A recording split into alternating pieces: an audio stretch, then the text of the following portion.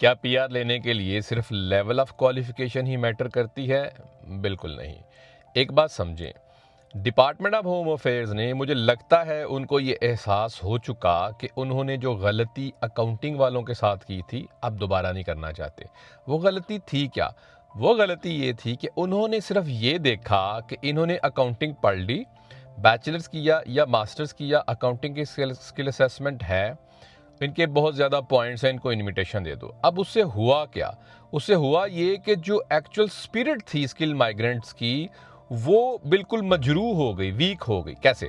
वो ये हुआ कि आपको डिग्री होल्डर अकाउंटिंग वाले तो बहुत सारे मिल जाएंगे, लेकिन एक्चुअल में आज भी इंडस्ट्री के अंदर अकाउंटेंट्स नहीं मिलेंगे। यानी कि जो लोगों ने पढ़ा था उसके अंदर स्किल को डेवलप नहीं किया। तो इस बात को समझते हुए अब डिपार्टमेंट क्या कर रहा है? डिपार्टमेंट ये कर रहा है कि आपकी जो डिग्री है भाई, अगर जेनेरिक है, कोई किसी किस्म की उसमें से स्किल डेवलप नहीं हो रही, तो उस पर तो इनविटेशन नहीं आएगा।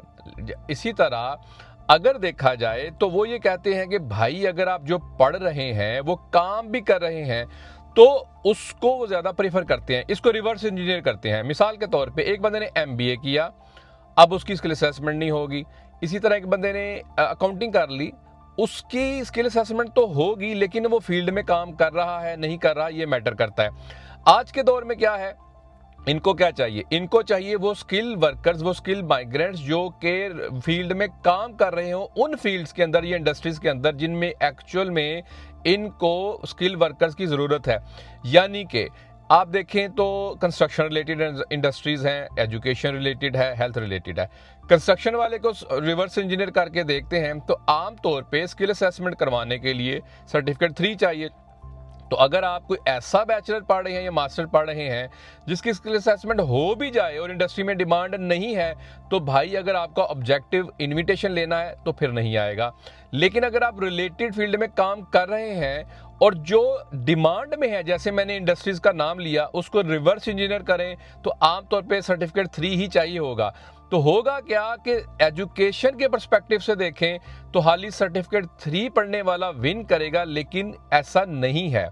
ऐसा है कि जो रिलेटेड काम कर रहा है और जो फील्ड डिमांड में है, जो इनको वर्कर्स चाहिए अपनी इंडस्ट्री के अंदर गैप को फिल करने के लिए, उसका कंपैरिजन हम करेंगे और वो विन करेगा। यानी वर्क रिलेटेड जो है उस इंडस्ट्री के अंदर जो डिमांड में है, that will win instead of education.